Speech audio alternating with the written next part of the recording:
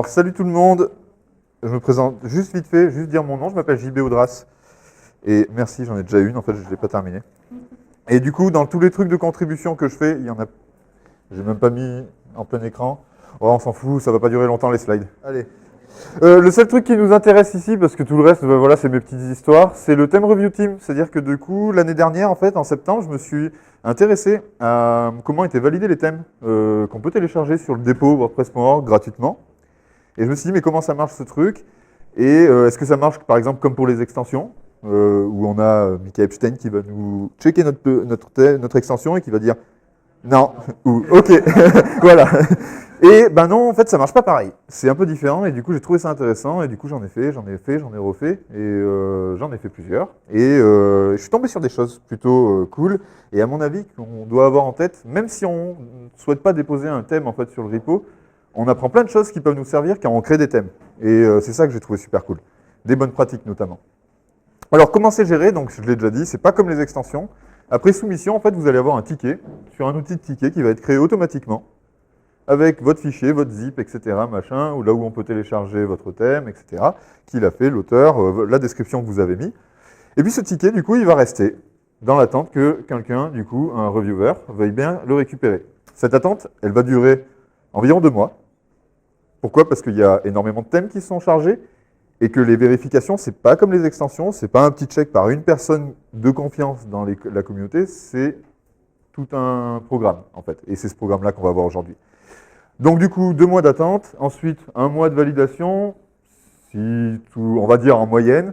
Si tout se passe bien, vous pouvez avoir votre thème en ligne et disponible gratuitement sur WordPress.org au bout de 3 mois. Ça fait mal. En fait, le suivi des reviewers donc, sur le ticket est assuré publiquement, donc en anglais bien sûr, mais c'est-à-dire que n'importe qui peut y avoir accès et avoir accès à tout le suivi en fait de qu'est-ce qui s'est passé ce thème, quels étaient les problèmes au départ, comment ça a été corrigé par l'auteur et quand est-ce que ça a été validé. En gros, c'est quelque chose qui se fait de façon publique. Le process de validation, alors ce process de validation en fait, il va dépendre, non, en fait, je vais enchaîner, j'ai déjà dit, donc une fois que vous téléversez votre thème sur WordPress.org, vous dites, voilà, je veux être auteur de thème, je le téléverse, je l'envoie, je l'upload si vous préférez, ok. Un ticket est automatiquement créé, tout est automatique, il est placé en liste d'attente, et vous allez avoir un reviewer qui va soit se l'attribuer, soit va le récupérer automatiquement. Il va dire, je veux reviewer un thème, et paf, on va lui donner le premier sur la liste d'attente. Et en gros, c'est une liste d'attente comme ça, et ça se déplace au fur et à mesure. Le reviewer va faire sa review, donc voilà, il va demander des corrections, la plupart du temps il demande des corrections, c'est rare qu'un thème soit directement accepté, et une fois que tout est OK, il va mettre en approve, pour dire OK, le thème pour moi est OK. Si vous êtes dans mon cas et que vous n'êtes pas un reviewer expérimenté depuis des années et des années, vous allez avoir un second reviewer, un lead en fait, qui va passer derrière et qui va dire OK, on va faire le check. Non, moi je vois aussi ça que la première personne n'avait pas vu, ce qui est normal parce que du coup elle débute, etc. D'ailleurs tout le monde loupe des choses, et du coup il va y avoir une deuxième phase de correction, et puis ça repart. Une fois que toutes les corrections sont faites, du coup ça va être validé par le reviewer, et puis ça va passer directement, automatiquement live sur WordPress.org. Et là c'est, ouais, j'ai un thème sur le repo WordPress.org, la classe. Et donc direct ce que vous allez faire si vous êtes éditeur de thème, c'est faire une version pro, premium, sur votre site pour la mettre en téléchargement payant. Voilà. Bref, non, mais ça c'est une blague. Ah oui, qu'est-ce qui se passe si là, par contre, à cet endroit-là ou à cet endroit-là, vous avez un thème qui présente énormément de choses qui ne vont pas. Et ce énormément, en fait, c'est pas beaucoup. Vous allez voir après, en fait, qu'il y a différents niveaux en fait, de criticité sur les corrections demandées. Et ces différents niveaux, du coup, ils vont dépendre finalement de... il me reste que 15 minutes. Oh putain. Ils vont dépendre en fait du coup du niveau de criticité. Et si vous en avez plus de 3, en required, donc les trucs qui sont requis, à ce moment-là, votre thème va être refusé. Donc vous allez faire vos corrections et vous allez repasser au tout début des 3 mois. Donc vous repassez à la case départ. C'est dur, hein? Donc qu'est-ce qu'il y a? Qu'est-ce qu'on vérifie dans tous ces trucs? Un résumé simplifié, on va avoir des aspects requis, donc required, avec tous les aspects licence, crédit, lien et privacy. Donc, en fait, tout ça, c'est vérifier que tout ce que vous utilisez sur votre thème, vous avez le droit de l'utiliser. Et que c'est compatible avec la licence de WordPress, qui est une licence GPL. Donc vous avez droit en fait à des choses qui sont GPL, qui sont dans le domaine public, avec accès libre, qui sont en CC, en Creative Commons, mais uniquement CC 0, donc tout droit OK, ou MIT. Voilà, et si il y a des choses que vous utilisez d'ailleurs, donc des images par exemple, qui sont chargées du coup pour illustrer en fait finalement les contenus au sein de votre thème, vous devez mettre le crédit, le lien de chaque auteur, etc., etc. Et tout ça, ça va avoir sa place dans le README du thème. Donc en fait, déjà, rien que ça, il y a pas mal de thèmes qui se font refuser. Ensuite, du coup, on va vérifier le code et les conformités avec les WordPress coding standards.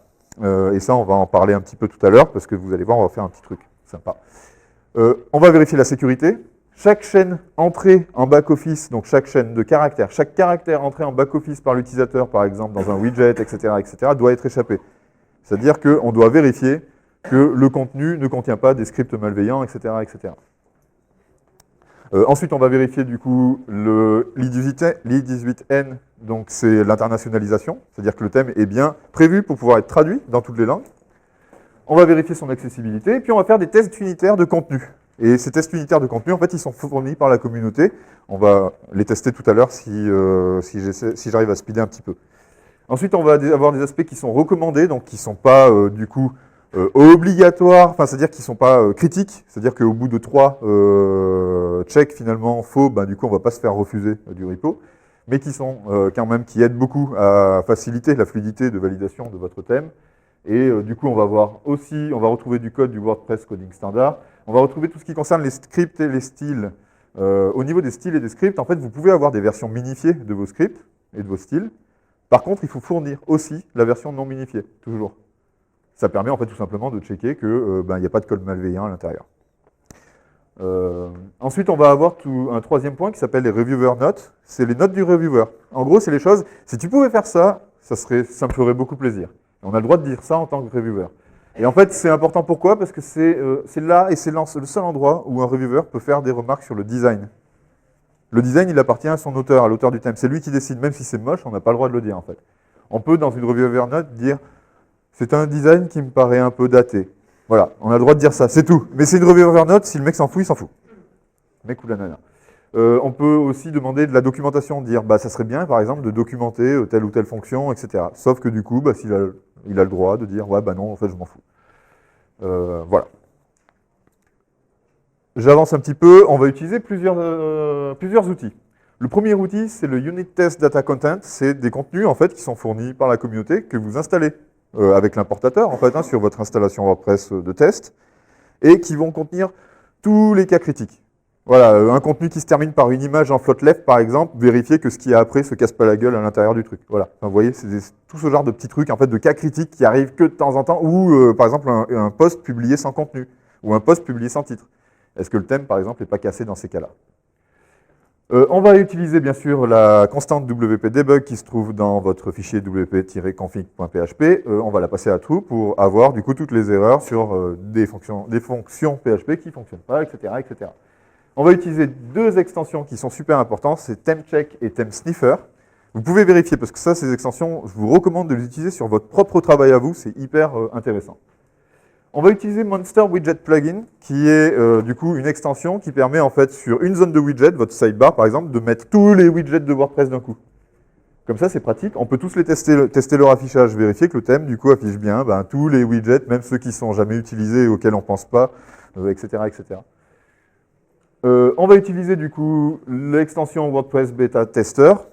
C'est quoi cette extension? En fait, elle télécharge la dernière version trunk de WordPress. Donc là, si vous l'installez aujourd'hui, vous serez en WordPress 5.0, tel que finalement 5.0 est aujourd'hui. Vous n'aurez pas Gutenberg dedans, il n'est pas encore mergé. Mais vous aurez en fait WordPress 5.0 en version de développement, finalement. Et on teste toujours en version de développement.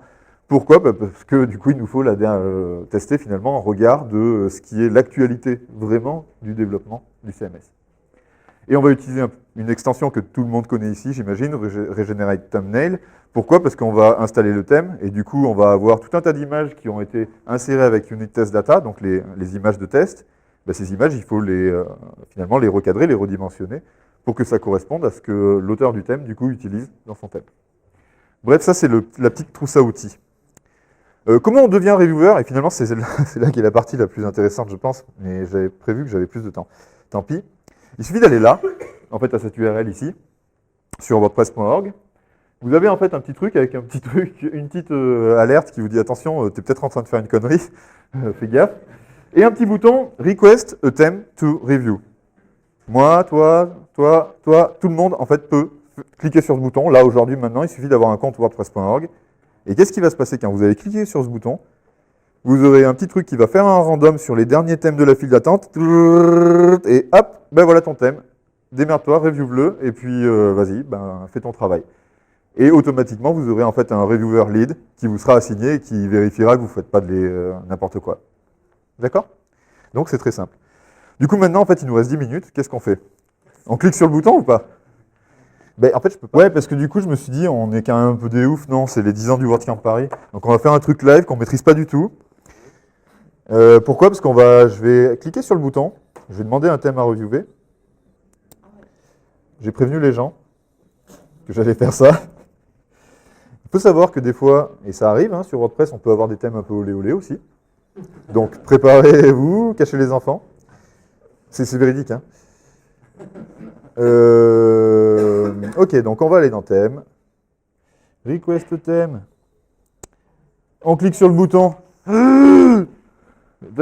Ça tourne. Ça marche pas. Si, ça marche, on sait pas. Ouais, putain. Port-poc. Voilà. Eh ben, on est responsable du thème port-poc. Ben, qu'est-ce qu'on fait du coup? Mince.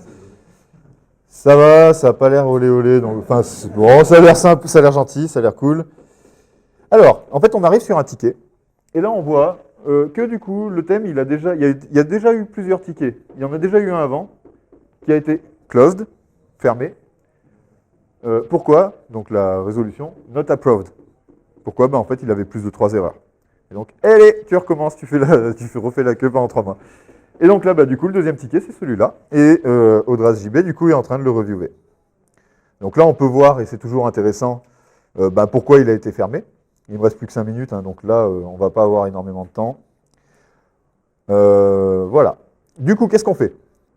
Normalement, on est censé dire bonjour à la personne, et je pensais que j'aurais le temps de le faire. Voilà, ouais, bonjour, on est du WordCamp Paris, on va reviewer ton thème tous ensemble. Bon, on va pas le faire du coup. Grosse pression. Et l'auteur n'est pas ici, hein, rassurez-moi. Non, c'est bon. Du coup, qu'est-ce qu'on fait? En fait, on va le télécharger. On va le télécharger en mode no-stat, comme ça, du coup, ça lui rajoute pas en fait finalement des téléchargements sur WordPress.org, etc. Voilà. Tout est prévu. Hop, c'est bon, je l'ai téléchargé, super. Je bascule, normalement, j'ai prévu mon install de test. Elle est là. Alors, mon install de test, c'est quoi? C'est WordPress, tout simplement, où je vais avoir un certain nombre d'extensions. Voilà, c'est les extensions que j'ai listées tout à l'heure. On va toutes les activités en bulk. Hop. Je pensais que j'aurais plus de temps, donc j'aurais voulu vous décrire ce que fait chaque extension. En fait, on va essayer d'aller très vite et au moins que ça vous montre.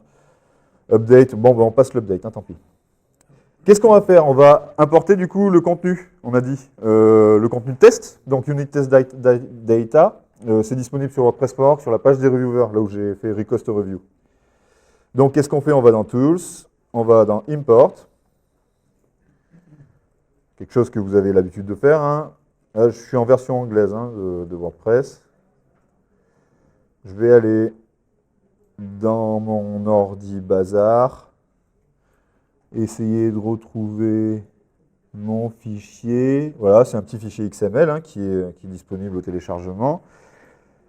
Ça va s'importer. Il me demande si je veux importer les faux utilisateurs. Oui. De télécharger les attachements, donc les fichiers joints, oui.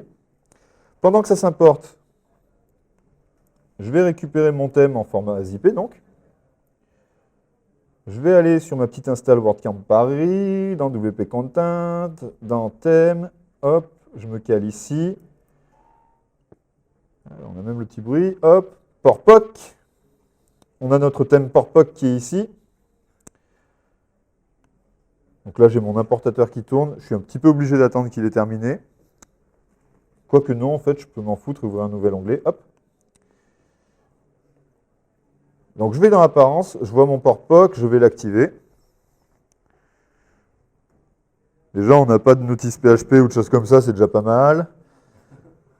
L'import a été terminé. Première chose à faire, on l'a dit tout à l'heure, allez dans les outils et régénérer les thumbnails. Hop. Et ça dure sa vie aussi. Ensuite, deuxième chose à faire, parce que quand même, le thème, il est censé être utilisé par des millions de personnes potentiellement, vu qu'il va être sur WordPress.org. Ici, on est bien gentil, notre site il s'appelle WordCamp Paris, sauf que mon site, il peut aussi avoir un titre avec plein de mots, et s'il y a un tout petit espace de prévu, ben ces plein de mots, ils vont dépasser et ça va casser le site. Donc on teste avec plein de mots. Ça, les auteurs des thèmes, ils n'aiment pas, hein, parce que souvent on voit plein de trucs. Un site utilisé en WordPress, ben on va dire que c'est un site utilisé en WordPress 3 fois. Le site ne va plus ressembler à rien, mais c'est l'objectif en fait, c'est d'aller sur les cas extrêmes, et si dans les cas extrêmes, il ne présente pas trop mal, ça veut dire que le gars a bien fait son boulot, le gars ou la nana. 92%, c'est presque bon. Ok, on est parti pour la review. Alors, on va même pas voir le thème tout de suite, à quoi il ressemble, même si on a tous envie, hein, clairement. Mais non, d'abord, en fait, on va aller faire des trucs techniques. On va aller, en fait, dans Apparence et voir les extensions qu'on a installées. Il y a une extension qui s'appelle ThemeCheck. Et du coup, on va la lancer. Et en fait, elle va faire le travail à notre place. Hein. On a juste à attendre que ça charge. Et donc, en fait, il va lancer un certain nombre de tests qui sont des tests de base. Les tests de base, ça va être des tests, je regarde Sébastien, parce que c'est des tests de traduction notamment, est-ce que le thème, du coup, prévoit bien toutes ces chaînes pour la traduction, etc. Et là, il va nous montrer... Ah, il me dit que j'ai oublié de mettre mon WP debug à true. C'est pas bien, parce que du coup, reviewer, je vous l'ai dit, normalement, il est censé mettre son WP debug à true. Mais moi, j'ai pas le temps, là, apparemment. Donc, je le fais pas. Alors, il a passé les tests. Ben ouais, normal, le mec s'est fait refuser son truc, il a re-attendu 3 mois. A priori, il a essayé de faire le truc bien. Ok, bah du coup, on va lancer Theme Sniffer. Et alors là, ça rigole pas, parce que ça va être un peu plus long aussi d'ailleurs. Mais là, du coup, tout ce qui va être testé, c'est vraiment tout. C'est-à-dire que pour chaque, et là je parle au traducteur, ça va leur parler, pour chaque chaîne de traduction, il va dire est-ce qu'il y a une petite description indiquant au traducteur le contexte de la traduction pour que ce soit plus facile pour traduire. Et là, du coup, bah, il n'y a aucun thème qui passe. Hein. Voilà, autant le dire. Il va aussi... ah tiens, voilà. Là, alors je ne sais pas si vous voyez bien, ça doit être bof, mais je vais vous le lire, grosso modo. Je parle très bien anglais en plus. Dans footer.php, il me dit warning, expected next thing to be. Non, en fait, je parle mieux anglais que ça, c'est une blague. En gros, il dit, ben, ici, plutôt qu'avoir une fonction underscore qui permet de traduire dans WordPress un texte, ben, il dit, ouais, il y a un underscore, mais ça, du coup, ça va juste servir à afficher. Ça veut dire que du coup, c'est du texte qui a été saisi en back-office. Ça veut dire que c'est du texte qui doit être échappé. Et on doit vérifier qu'il ne doit pas y avoir des bêtises à l'intérieur. Donc ce qu'il nous dit, c'est qu'il nous manque une fonction d'échappement. Typiquement, une fonction d'échappement, ça va être la fonction WordPress ESC-HTML, par exemple. D'accord? Donc du coup, voilà, il nous fait un warning, ici, ligne 34 de footer.php. On va... Normalement, c'est fini, je vais en avoir pour 2 secondes, mais normalement, ce qu'on fait, c'est qu'on on va sur, finalement, j'en ai pour 2 minutes en fait. On va sur footer.php ligne 34, on vérifie, parce que des fois, du coup, le truc est passé dans une variable et en fait, la fonction d'échappement, elle est au-dessus. On vérifie. Et si c'est pas OK, ben, on va le mettre dans le ticket. À ligne 34, t'as pas échappé, un point en moins. S'il y a d'autres problèmes d'échappement, ça comptera toujours pour un point en moins. On va pas dire, au bout de 3 échappements manquants, du coup, c'est bon, t'es viré, ton thème n'est pas approuvé. D'accord? C'est par thématique, en fait. Comme j'ai plus de temps, en fait, du coup, ce que je vais faire, c'est que je vais quand même passer en front pour vous montrer comment fonctionne le thème Unit Test Data, que vous pouvez utiliser sur vos propres thèmes, vos propres développements, parce que c'est très intéressant. On retrouve le site ici. Donc vous voyez que déjà, ça s'affiche bien. En fait, c'est pour ça que tous les sites sont en bannière pleine largeur, etc. C'est que ça s'affiche bien quand on met plein de trucs. Voilà. On ne voit pas les images parce que du coup, elles ont du mal se charger vu que j'ai une connexion pourrie. Mais il y en a certaines qu'on voit d'ailleurs. Bon, ok, il a un slider. Et le thème Unit Test Data, ce qui va nous permettre, c'est que si je vais dans la partie blog, et c'est la partie la plus importante en fait ici, c'est que... Merde. Voilà, en fait, c'est dans les posts. Dans les posts, tous les posts en fait sont un test unitaire. Et ici, par exemple, le premier post, ça va être le HTML tags and formatting. Et vous allez avoir en fait à l'intérieur de ce post. C'est où? Parce que je ne sais pas comment aller dans son post seul.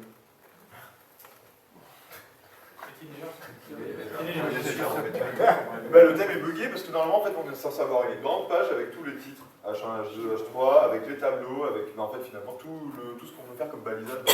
Ils ont marqué heading, header 1, header 2, il a viré tous les tags. Ouais, on dirait bien. On voit les blocs codes, tout comme ça. Ouais, des tags blocs codes. Bon, bah. Lui, il est mal parti. Il est mal barré. On va en tester un autre juste. On va pas en tester un autre? Non. Là, maintenant, c'est l'intervention. Ok, ça marche. Mais en fait, du coup, il a tout pété. Hein.